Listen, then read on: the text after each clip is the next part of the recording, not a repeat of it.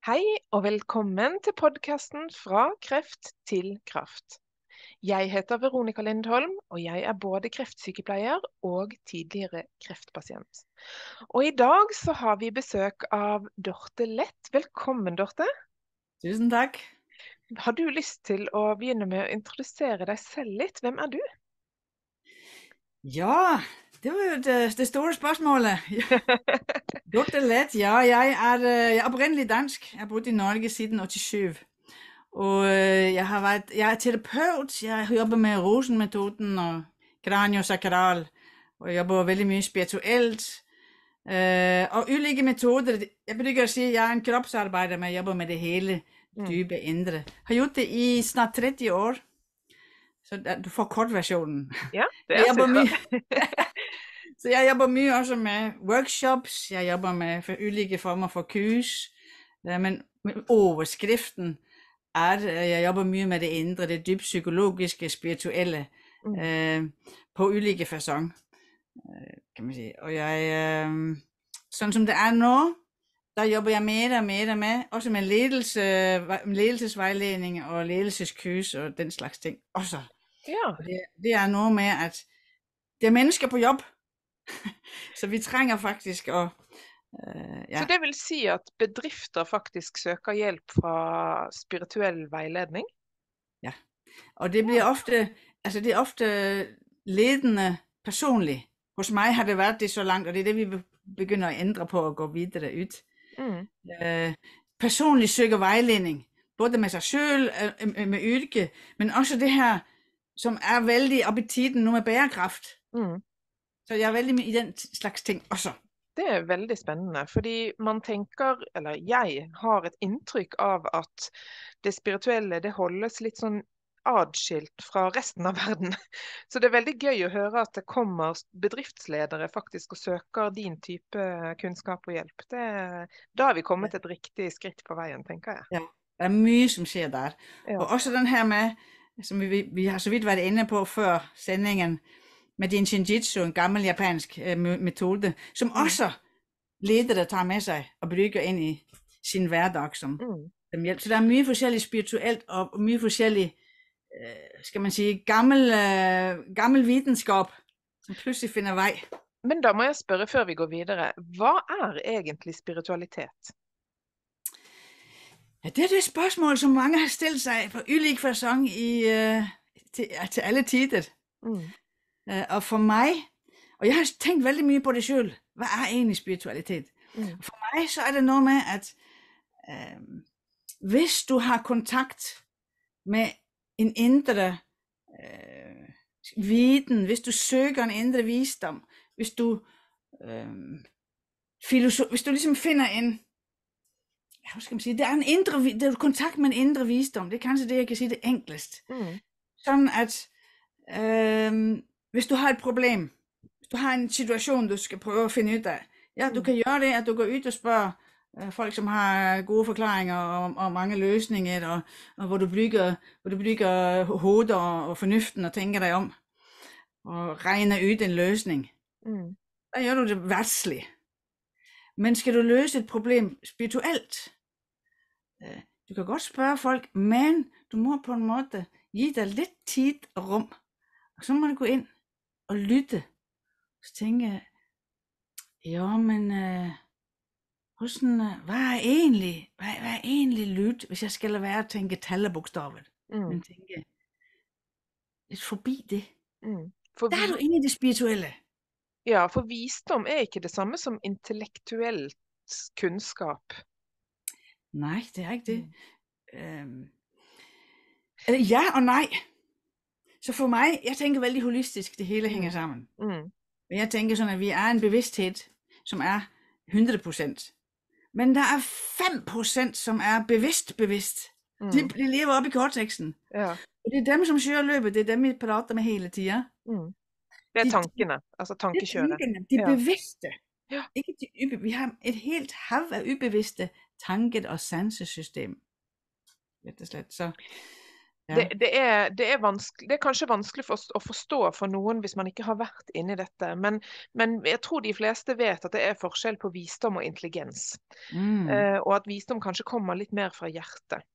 Men dette kan vi snakke litt mer om etter hvert, men jeg har veldig lyst til å høre hva dette Yin Shin Jitsu er, for det er det du bruker mye, som jeg har forstått.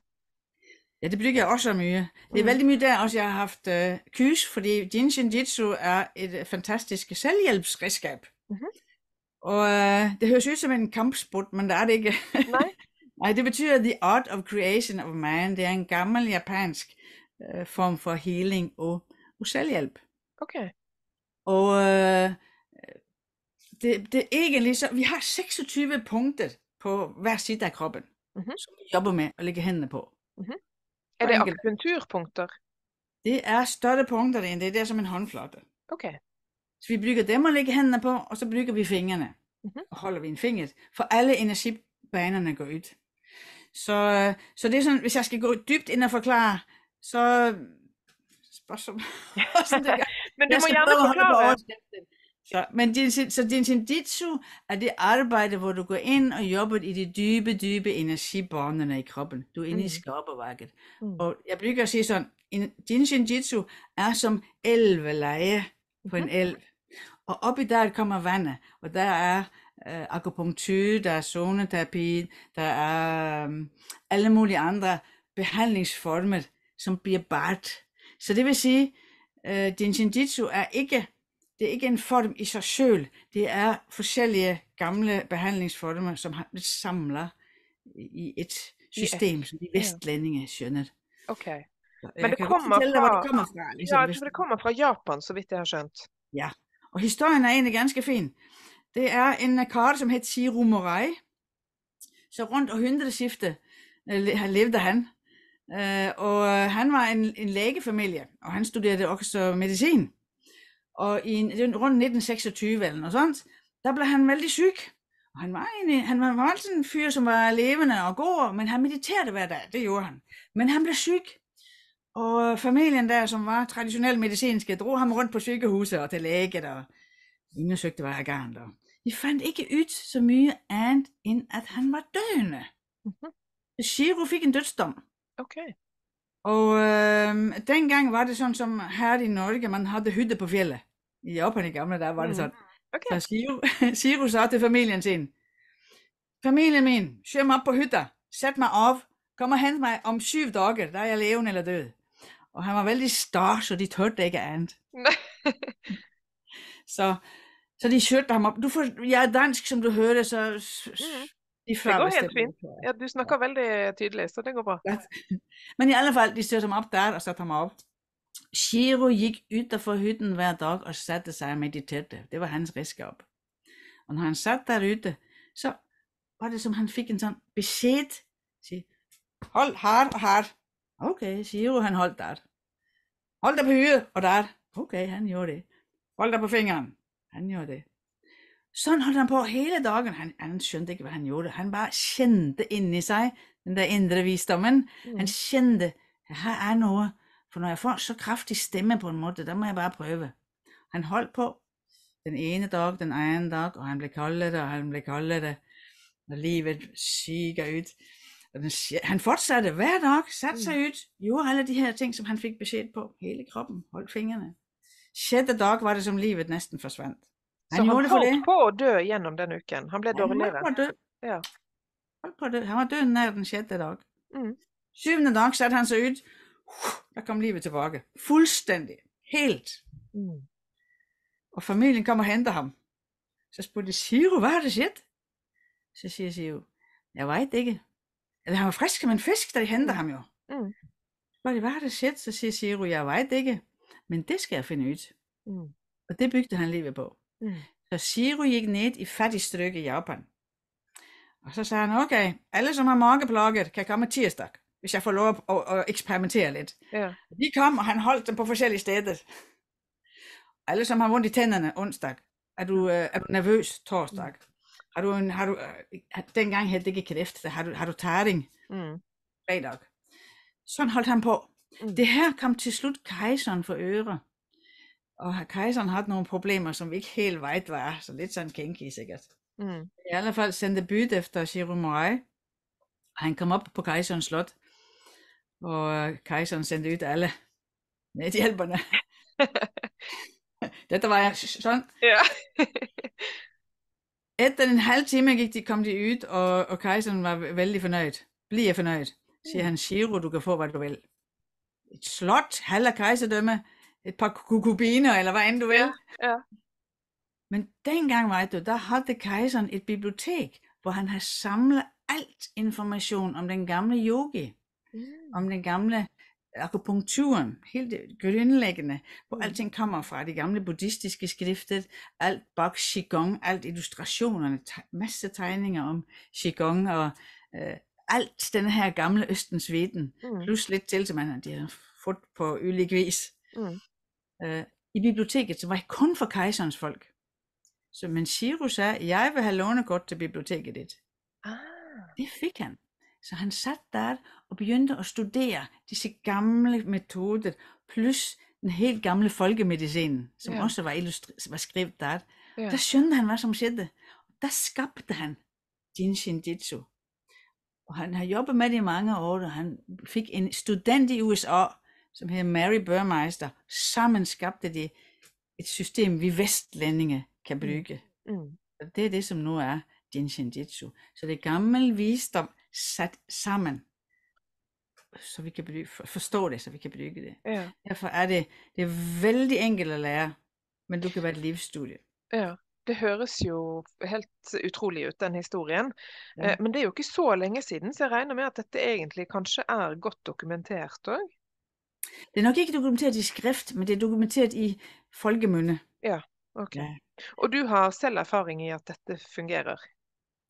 Vældig ganske mye erfaring. Jeg og mange af de andre i Norge, som også bygger det Jinshin Jitsu. Specielt med fingrene. Der er en finger, som egentlig alle kan teste ud. Og det er ringfingeren, for den går blandt andet på pyst. Ja. Sådan at hvis man er ude og går tyt, og man begynder at blive lidt anpusten, så kan man gøre to ting. Man kan enten holde sig på fingeren. På ringfingeren. På ringfingeren. Det er kanskje lidt kompliceret, når man går. Så kan man også holde sig op på neglen. Der det kender det her med mudrane. Kender igen mudrane, som man bruger i yoga. Disse fingerpositioner, som er vældig kraftfulde og helbredende faktisk fra det gamle. Og for dere som ikke ser videoen, men bare hører stemmene våre, så har Dorthe altså nå demonstrert at hun holder tommelfingeren opp på ringfingerneglen på den samme hånden, med begge hendene. Ja. Og det skal hjælpe mot pusten, siger du? Det som siger der, du kan bare prøve at holde lidt, og der det kan prøve at holde over egentlig. Det som siger der er, at pusten vil slappe af, og den vil få rum, og du vil begynde at puste bedre. Dette høres jo næsten ud som magi. Ja, og tænk, du går rundt med det i kroppen din, uden at bruge det. Det vil sige, du bruger det, uden du ved det. I har alle sammen set små børn, som cykler på totten. Totten er vældig beroligende, så hvis du er ængstelig, skal du holde dig på totten. Så hvad sker, når lille barn cykler på totten? En ting er, at den jobber kraniosakral på ganen, men den beroliger sig selv. Det sidder i os. Og vi har punktet. Så nu som jeg siger, jeg kan fortsætte at prate om det her, men det er vældig enkelt at teste ud, ikke sandt? Man kan bare holde sig på den her ringfinger, så tester man. Og hvor længe skal man holde der, for at få en effekt? 2, 3, 5, 10 minutter, alt efter som. Ja, det er jo bare fortsæt, og så vil du mærke det. Det vil ganske fuldt mærke, at du får pusten. Specielt folk med pustevansker vil mærke det ganske fuldt. Ja. Det er jo helt utroligt. Ja, det er det. Ja.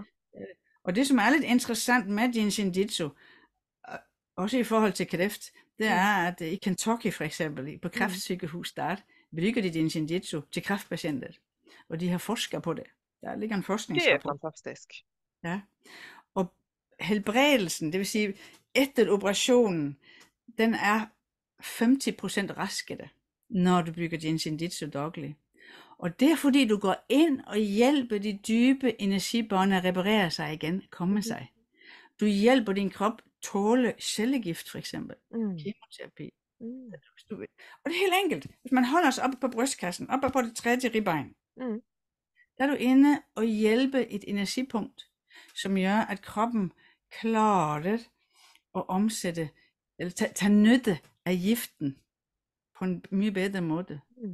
Faktisk. Men hvad det, som sker i interaktionen mellem hændene, eller den berøringen da? Fordi man lægger egentlig bare hændene på sig selv.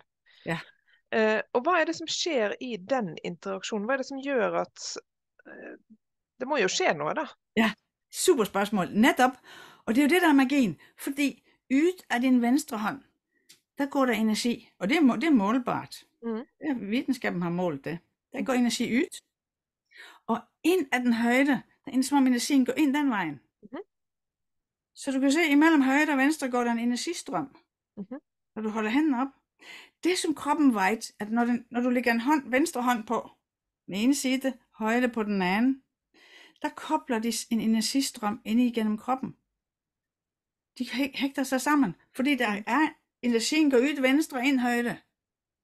Sådan er der et kredsløb i os, som du benytter dig af ved at lægge på 2 punkter. Så hvis man måler i dig, nu har jeg en hånd på hver side af brystkasser, så måler man ind i mig, vil man måle, at der går en energistrøm mellem hændene ind i kroppen.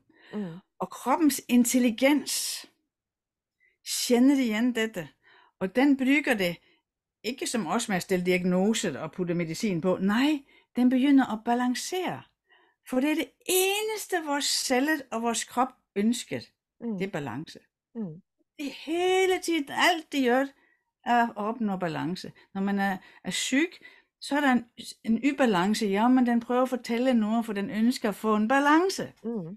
Når jeg lægger hændene på hart og energistrømmen i kroppen, så kroppen benytter sig af den tilførsel af energi.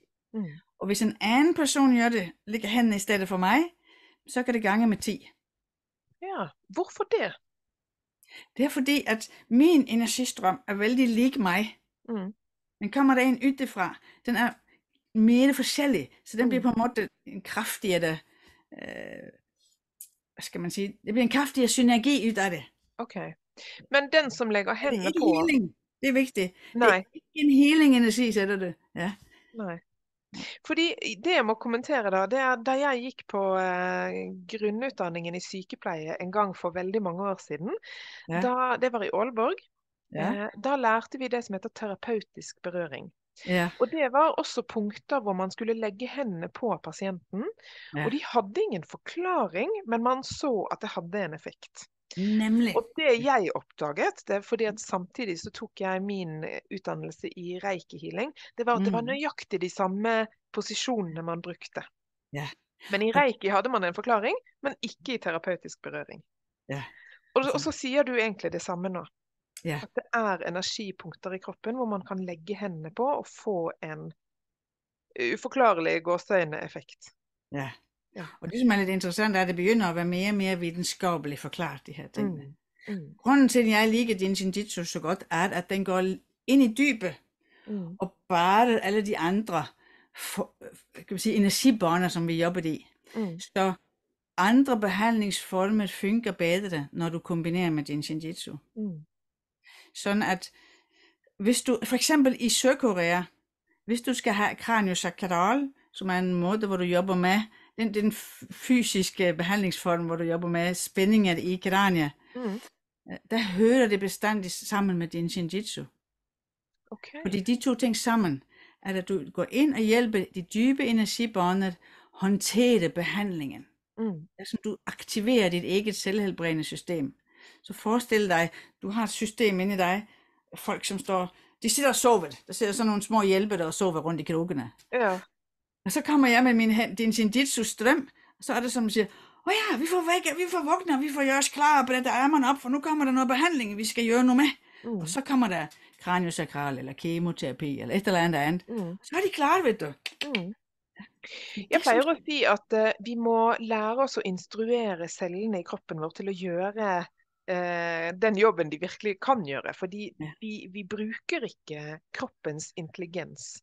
Og det nevnte du i sted nå. Hva betyr egentlig kroppens intelligens?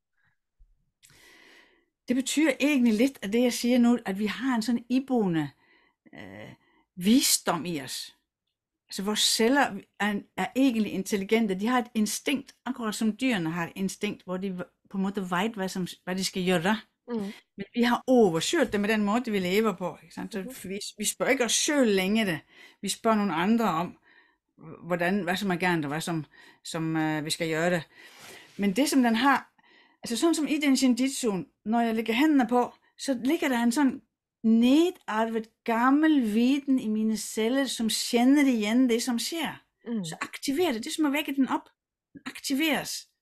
Og det er den her indre visdom. Det er ikke mere kompliceret end det. Problemet vort er bare, at de metoderne, som findes fra ydefolk og fra gamle tider, til at vække den her indre visdom, dem har vi hæbt på søbler. Vi skal op i cortexen, op i de 5% op i hjernen, så vi kan læse os til. Og så skal vi gå og spørge nogle eksperter, som vi synes var et bedre, for de har læst nogle bøger. Det er sådan, vores kultur er. Opdaget sådan. Brukes dette i Japan mer enn i Vesten? Altså innenfor helse generelt? I gamle dager. Men den er også blevet moderniseret. I Japan har det blevet veldig moderniseret også, hvor de har fået den her afstand til sin krop.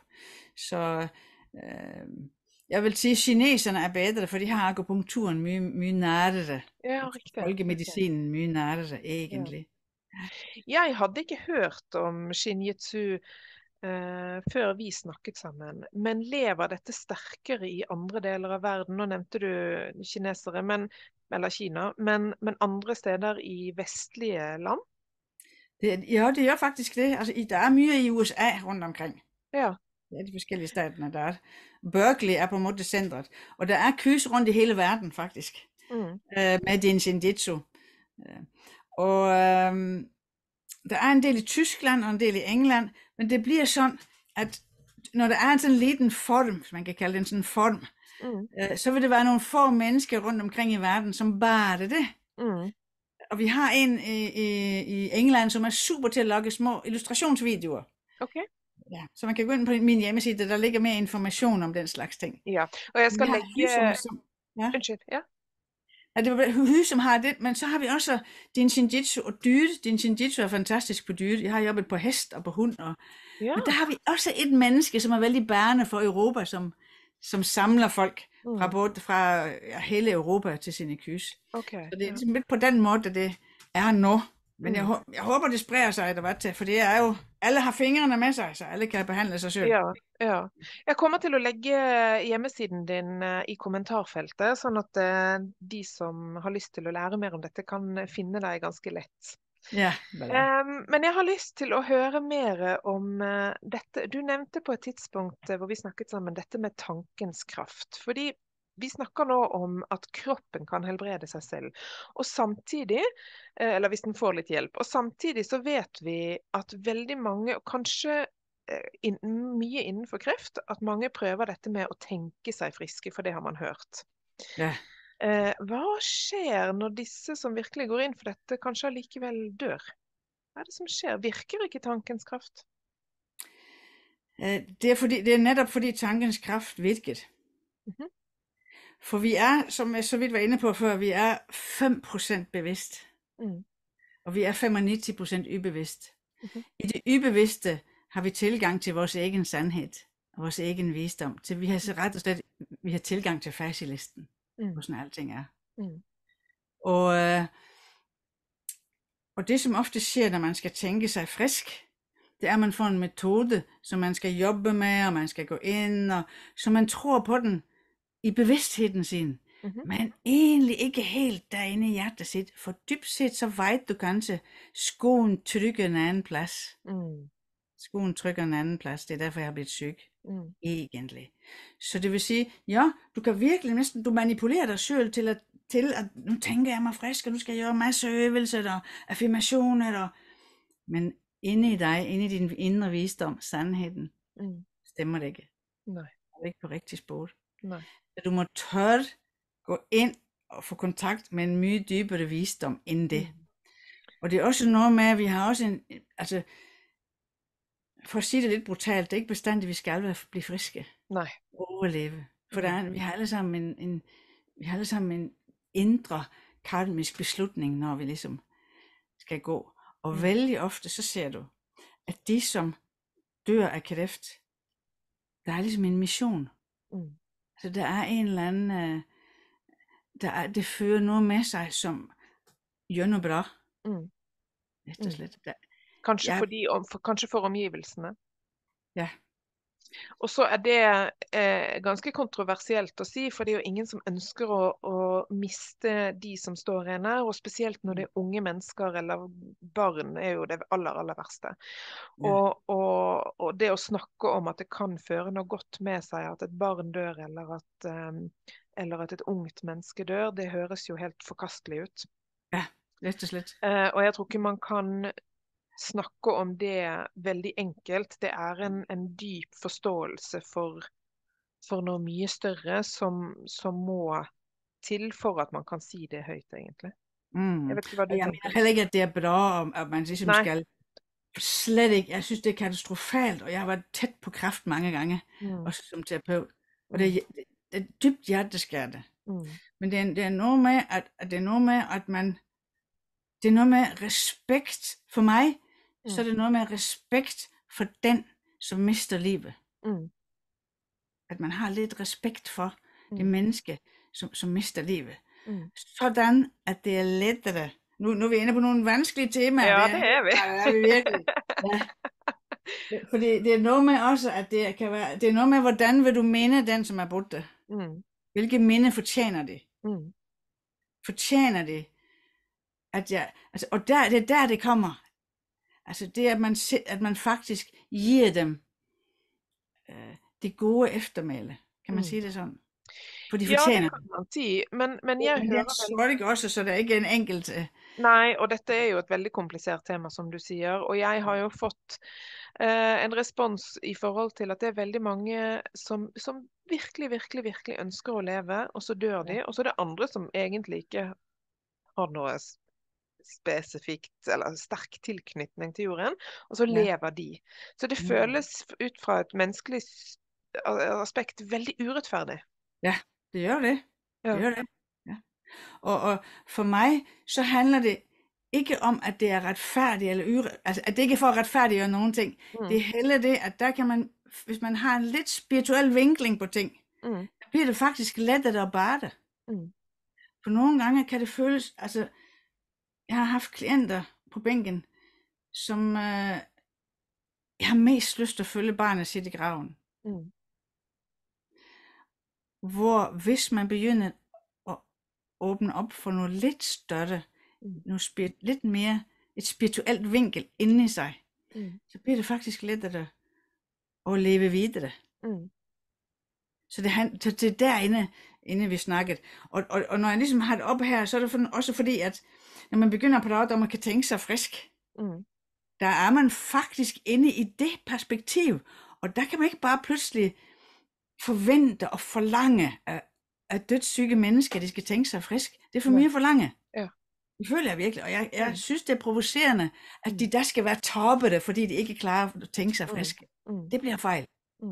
Det er jeg veldig glad for du sier, fordi det er et veldig kontroversielt tema, og veldig mange har mistet, kanskje ikke veldig mange, men det finnes mennesker som har mistet sine kjære i kreft fordi de har forsøkt å tenke seg friske, og kanskje avvist skolemedisinen, og det tenker jeg også er veldig, veldig... en risikofylt vei å ta. Man skal virkelig vite hvor man kan finne hjelp og gjøre de riktige tingene hvis man skal ta en sånn vei. Så jeg vil bare påpeke at jeg er ikke en tilhenger av å kutte ut skolemedisinen. Det er veldig bra. Ja, jeg vil veldig gjerne, det vil jeg gjerne legge litt trykk på, fordi dette handler om å gjøre ting hånd i hånd. Ta det beste fra begge verdener. Og jeg tror også at den alternative medisinen får mye pepper, fordi man hører om noen som har valgt å i gåseøyne tenke seg friske, eller kun velge alternativ behandling, og så dør de. Så det har jeg lyst til å bare legge litt trykk på. Og det er så vigtigt. Det er så glad for, at du gør det. For det er så vigtigt, og essentielt også i mit arbejde, akkurat det der. For det handler netop om, at ja tak, begge dele. Lad os få det hele. Fordi der hvor jeg mye jobber, også med din Shinjitsun, det er ikke at gå ind og erstatte behandling. Det er at støtte mennesket i det, som sker. og støtte mennesket også i at sige fra, og forlange, og være ærlig, og kræve sin ret. Sådan nogle ting også, fordi det er også noget, der ofte, jeg oplever, kan være vanskeligt. Altså har du fået kræft, og du er helt overvældet af det her, og diagnoser og pårørende, og pludselig kan det være vældig, vældig overvældende. Skal du da atpåtil kræve din ret over for et helsevæsen, som er presset? Det kan være vanskeligt. Ja. Og der har jeg ofte med ind at bakke op, og der bygger vi det spirituelle. Ja. Jeg bakker op til at sige, hør her, jeg er noget faktisk. Så jeg har lov at sige fra, at jeg trænger at få hjælp. Og det der, skjønner du, hele den og der... det er noget, som heter, man skal være veldig frisk for at være syk. Og det er nettopp der en sånn helhetlig tanke kommer inn, ikke sant? At man, og jeg må si at selv om jeg har vært veldig dypt inne i disse tingene før jeg ble syk, og også brukte det mens jeg fikk behandling og var veldig syk, så må jeg si at det å styrke meg sånn at jeg klarte å stå i behandlingen for eksempel, det var utrolig viktig. Ja. Og jeg vet ikke om jeg hadde klart å komme gjennom det på den måten jeg gjorde uten disse teknikkene. Lige præcis, og det er der nemlig, det er der vi kommer ind, føler jeg. Fordi i os, hvis du kan forestille dig, kroppen har en vis mængde energikapacitet. Den har ligesom en pose fuld af energikapacitet, ikke mere end det. Så bliver du syg. Det kræver ganske mye energikapacitet af den posen. Ja. Ikke sandt? Og så skal du håndtere det, og det tager også energi. Og så skal andre folk håndtere det, og de vil også have energi af dig. Det er samme lille pose. Du har ikke mere end det. Så det handler nu om, det jeg kan gøre, og som jeg ser det også mange andre alternativer for mig, vi kan hjælpe dig at bygge den energipose lidt smartere. Så det er lettere for dig, og at kroppens selvhelbredende kraft får noget af energiposen, så du kan hjælpe dig selv og få det bedre. Og det er ikke det samme som at helbrede sig selv. Nej. Det er noget helt andet. Ja. Det er vigtig forskel. Viktig forskel der. Ja. Viktig. Det her er at give dig selv kraft til at jobbe med det, som skal jobbes med. Men hvad er kroppens selvhelbredende kraft? Det er lidt interessant. Kroppen er i udgangspunktet lat. Vi er født late. Vores celler, vores metabolisme, alt sammen prøver at finde den kortest mulige vej. Den enkleste vej igennem livet. Ligger ikke hentet. Den bare prøver at smyge sig ud. Ja. Det er selvhelbredende kraften. Sådan at hvis der er et hentet, så den smyger sig ud, fordi så grejer vi os fint. Men hvis du da så kommer og viser den her, hvis du på en måde spejler den kraft for den her lodskaben vort, så jeg hører her, min ven, hvis vi går på lag, vi to, og fjerner hinderen, så er det mye enklere for dig igen, for så slipper du at gå rundt. Så siger den her kraft, smart, vi gør en indsats for at få væk det her hindret. For så bliver det mye lettere for os etterpå. Det er kort fortalt den selvhelbredende kraft, vi har. Og det er den, når du lægger hænderne på i din shinjitsu, så er du det spejl, det energiboost, så med de har hele det jo også, det energiboost, som gør den selvhelbredende kraft, siger, ja, fyldt, du kommer og hjælper mig, så jeg kan få væk hinderen, så det bliver enklere etterpå. Yes, jeg er klart. Der jobber den selv, for nu er den opdaget noget lyt, det er for den her væk, så det bliver enklere etterpå.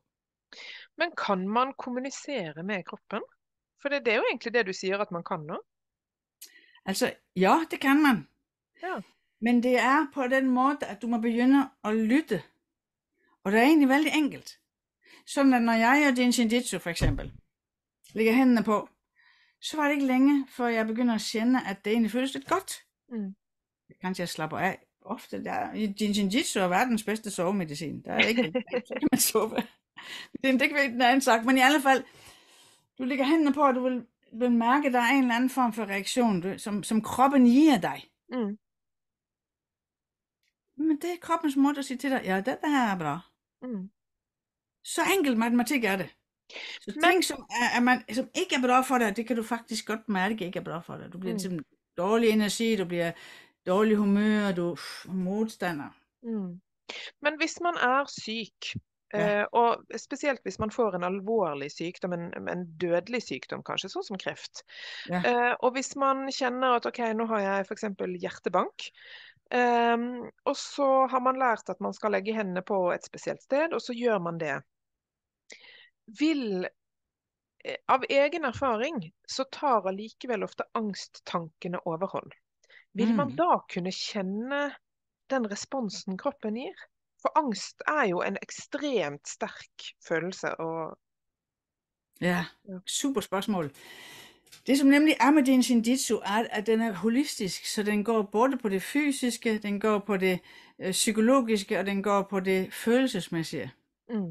Sådan at hvis du har vældig angst, så skal du også hjælpe dig selv med at håndtere angsten og roe angsten. Og du gør det vældig enkelt i Denshin Jitsu, du holder dig på pegefingeren. Man holder en hånd på den andre pekefingeren, og det kan dæmpe angst? Ja. Fordi har det noget at sige, hvilke hånd man bruger? Man bytter på. Man bytter på. I begge fingre, ja. Og det er simpelthen fordi, at alle energibaner snører ud i hænderne. Og de energibaner i dig, vi har 144.000 energibaner. Ja. De energibaner, som har at gøre med angst, snører pegefingeren. Så det, for angst er jo skabt af hormonerne, bund og grund. Det går vi ikke ind på her, fordi det bliver langt. Det er for langt. Men for Denshin Jitsu er ikke hokus pokus, det bygger på viden også, ikke sandt? Men holder på pegefingeren, der giver du dig selv strøm ind i følelsessystemet og hjælper på angst. Og så mange af mine klienter op igennem årene har fået en pegefinger med sig hjem, hvor det faktisk hjælper at holde sig på pegefingeren, når man får angst. Og igen, hvor lang tid gør man dette på hver finger? Hold 5, 10, 15 minutter, alt det som. Hvis du er syg, og hvis du er i den situation, du ligger i en seng og venter på ting, men der kan du holde dig så mye, du bare kan. Men hvis du er i vigør, skal vi sige, du pludselig får du får en diagnose, og du får sikkert angst af det. Altså jeg bygger at sige, tag en Netflix-behandling. Altså sæt dig og se på et eller andet, hvor du kan holde dig på fingeren imens. Ja. Så får du en god lang behandling. Eller det gør det, når du lægger dig. Og så sovner jeg hjælper mig selv, så sovner jeg ofte med Denshin Jitsu. Ja. Og mange kræftpatienter sliter mye med angst, og sliter derav med søvnproblemer, fordi tankekjøret gjerne kommer om kvelden. Så det vil sige, at at sovne mens man ligger og holder på pekefingeren, det kan være... Det kan være en måde. Det kan være en måde. Det er jo det er også utrolig enkelt. Det er utrolig enkelt. Hvorfor var ikke det her? Men hvis du ser folk, som er lidt sådan ængstelige, ofte så kan du godt se, at de begynder ligesom at ordne lidt med fingrene sine, så lægger mærke til det. Ja. Fordi det her, det er en viden, som kroppen har i sig. Ja. Det er bare, at den moderne medicin, den her måde, vi er blevet lært op på, at der er nogle andre, som skal fortælle dig, hvad du skal gøre det. Du skal ikke høre på kroppen. Den ligger på en måde imellem dig og kroppen din, den indre viden, du faktisk har. Fordi jeg er sikker på, at 500 år siden, der vidste folk mye mere om det her i Norge også. Man kaldte det bare ikke det Denshin Jitsu. Før vi startet podcasten, så hadde vi en liten prat, og da sa du noe veldig, veldig fint. Da snakket du om at det ligger noe mellom oss og naturen. Kan du prøve å fortelle hva det er? Ja, der prater vi lidt om det her med naturens love og naturens logik, som faktisk bor inde i os. Og så, altså den måde, naturen fungerer på, kommunicerer på. Vi er natur, og sådan fungerer det også. Så naturen fungerer på samme måde inde i os. Så det vil sige, skal jeg se, om jeg kan forklare den her kort igen. Det du begynte med å si, det var at vi har fjernet oss så mye fra naturen, at vi ikke finner tilbake til den indre visdommen. Og hvad er det, som har fjernet os så mye? Altså du kan sige det sådan, altså det er egentlig det, at der er nogle andre, som vi skal høre på en os selv. Sådan at inde i mig, ikke i min bevidsthed, men inde i mit system, inde i min krop, altså mit hjerte, når mit blod for eksempel skal renses, så går det igennem leveren, og blodet ved, hvordan det skal gøre det, og leveren, den begynder at rense, og den ved, hvad den skal gøre, den tager, og den bringer videre, og når lungerne skal have oxygen, så tager de bare noget luft og sender det ud i blodet, og de ved, hvad de skal gøre, de har den viden inde i sig, de jobber sammen alle sammen. Så du ser aldrig et hjerte med en lærebog. Du har aldrig set et hjerte, der skal gå på hjerteskole, for eksempel. Der ligger noget i den kan det her. Samme ud i naturen. Naturen, træerne, de ved, hvordan de skal vokse, de ved, hvordan de skal tage solen til sig. Der er ingen, som trænger at lære dem det. De jobber sammen i ekosystemer ude i naturen. De har en sådan viden om, hvordan alting fungerer i sig. Men, og sådan er naturen, og sådan er vi inde i os. Men den verden, vi lever i, den fungerer jo ikke sådan. Nej. Altså, du kan ikke bare gå ind og tage det mad, du skal have på butikken, for eksempel, på samme måde, som lungerne bare tager det luft, de skal have for at puste. Det fungerer ikke, så du må betale, der er vældig mye systemer og regler. Så vi har skabt en sådan verden, som ligger imellem vort indre og naturen. Verden, som ikke er naturlig. Og når vi så samtidig, vi er naturligt, og vi er en del af det yderfra, men vi kan ikke, vi connecter det ikke længere. Nej. Så sker der noget i os. Vi har ikke tilgang længere. Vi kan få ikke lov at leve ud sådan som vi er. Vi skal følge reglerne, som ligger midt imellem. Så sker der noget i os. Vores indre bliver jo faktisk ulykkelig. Og derved opstår den fysiske sygdom på grund af følelser, som jeg ser det. Det er fordi, vi prøver at leve den her underlige verden, som vores krop egentlig ikke forstår. Jeg oplever jo at min sykdom kom på bakgrunn av traumer. Jeg vet ikke om du kan resonere eller relatere til noe sånt, men er det egentlig det du prøver å forklare? Altså at det kan oppstå sykdom på bakgrunn av dels traumer, men også følelsesmessig belastning fordi vi ikke lever sånn som vi er ment å leve? Ja, egentlig. For når man siger et traume, altså, hvad er det, som gør, at et traume i udgangspunktet opstår? Jo, det er en situation, som gør, at man fuldstændig bliver overrumplet ind i sig. Hvad er det, som skaber situationen? Vel, det er ofte et eller andet, som foregår i verden. Det kan være forældre, som har sine frustrationer, som pludselig gør noget dramatisk med en. Det kan være, at man er ude for en eller anden bilulykke, som også er i en verden, som er ganske unaturlig. Det sker i det unaturlige. Og når vores indre naturlige system skal håndtere noget, som er i den her yndelige, skabte verden, så sker der en crash. Så opstår der et traume. Og du kan sammenligne det med, når vi spiser junk food. Når vi spiser vældig processeret mad, der kommer der noget mad ind, som er fuldstændig uigenkendelig. Fordi i vores mærkelige verden har vi gjort alt muligt råd med maden, før vi putter den ind. Så kommer det her uigenkendelige mad ind i kroppen, og så bliver kroppen helt forvirret.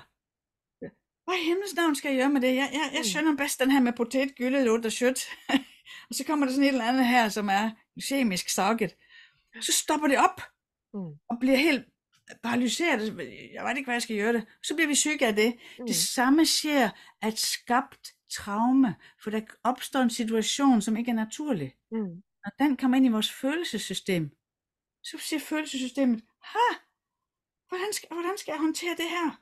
Altså, jeg skønner ikke det her med, at der er nogen, som tager en pistol og skyder den anden, og jeg ser på det. For det er ikke naturligt. Det er ikke sådan i naturen.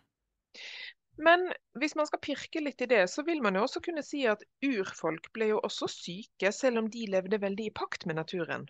Eller lever fortsatt i pakt med naturen, de få som er igjen. Ja. Men de ble jo også syke. Hva er det grunnen til det? Altså, nu bliver jeg nødt til at sige noget kontroversielt. Ja. Fordi de godtager det. Ja. De har en helt anden holdning til liv og død, end vi vestlændinge har. Egentlig. Og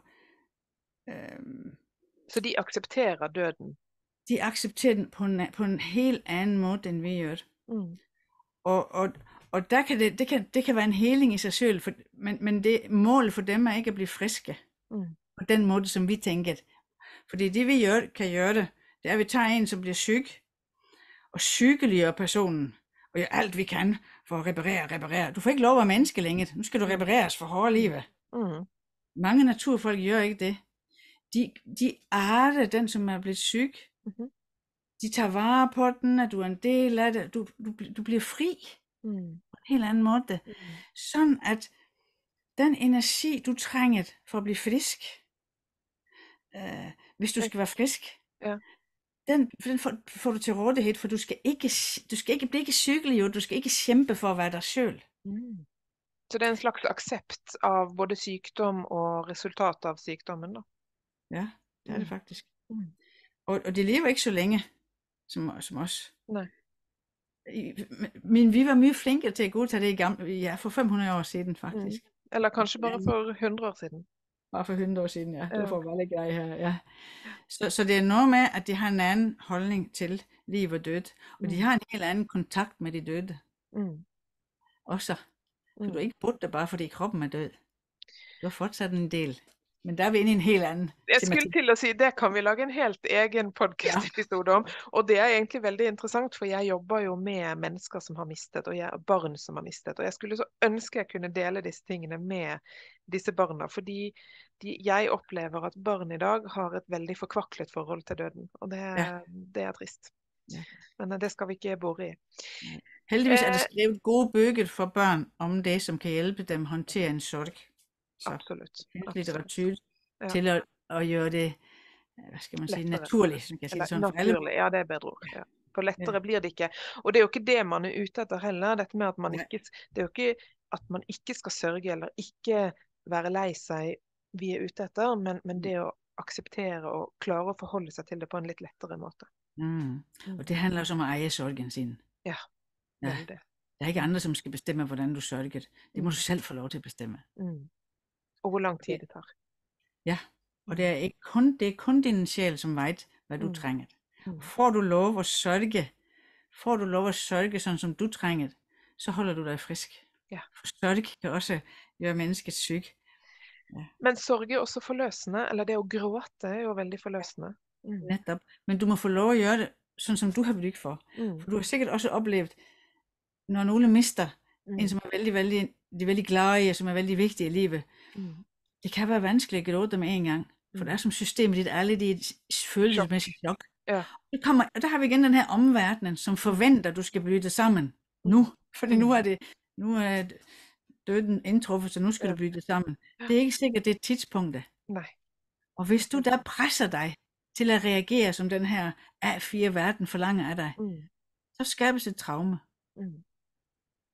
Så egentlig burde vi få mye mere rum for, den enkelte skal igen gå ind og få lov at mærke sig selv. Min sorg, hvordan har jeg blik for sorg? Det er veldig vigtigt. Og specielt børn. Specielt børn. Det er veldig vigtigt, og jeg brænder jo for disse små barna, så det er veldig fint at du sa det. Men det synes jeg er vigtigt, fordi ofte får de at vide, hvordan de skal gøre det. Ja, og så er jo barna de som bærer næste generation.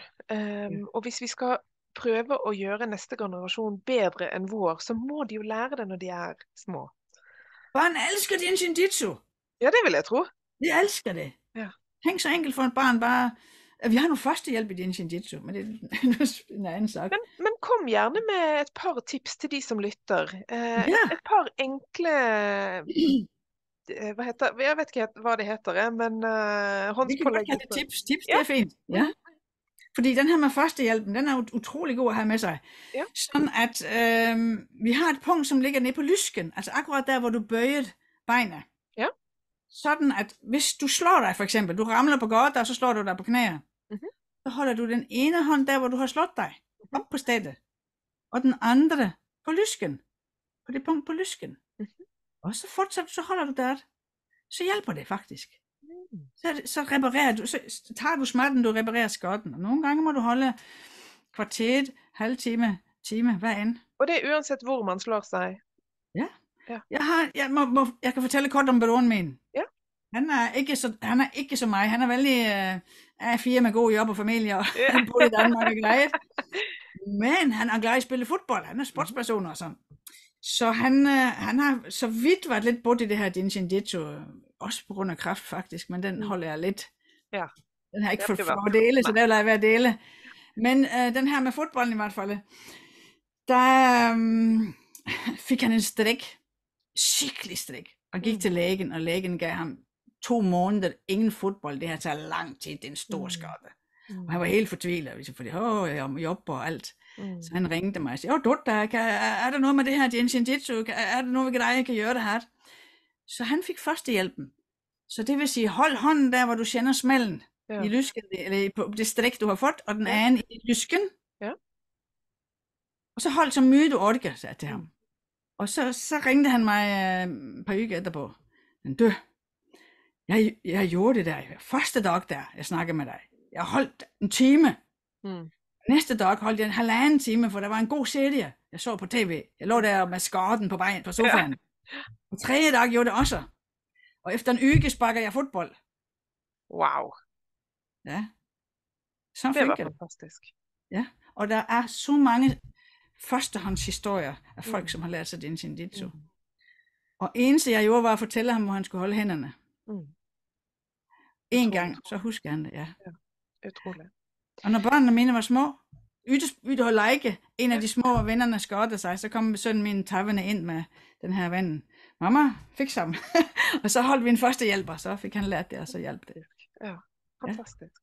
Ja. Dette var fantastisk gode råd. Vi skal begynne å avslutte, Dorthe. Ja. Et siste godt råd, eller noe du vil dele som vi ikke har vært innom før vi avslutter? Nu er det her jo, nu er det en Kræft-podcast, som du har, og ja, for mig er det vigtigt, at når man oplever noget så vanskeligt, om det er en sjøl eller en pårørende, tag tid, ro ned, skru lidt ned for tempoet, og begynd at se livet dit. Hvad er det, jeg trænger? Hvordan kan jeg faktisk, hvad er det, jeg trænger? Hvad er det, jeg ikke giver mig selv? Hvordan kan jeg tage vare på mig selv nu? Men skru ned, der i ligger hele helingen, faktisk. Det tror jeg, det er det vigtigste råd, jeg kan give. Det tror jeg kan skrive under på, for det er det jeg sier til alle som gidder å høre på. Ta deg tid. Og jeg gjorde det ikke selv, så det er dyrekjøpt erfaring, men det tar tid. Tusen hjertelig takk for at du ville stille opp, Dorthe Leth. Da legger jeg din informasjon i kommentarfeltet, og tusen takk. Takk fordi du inviterer meg. Ha det bra. Ha det.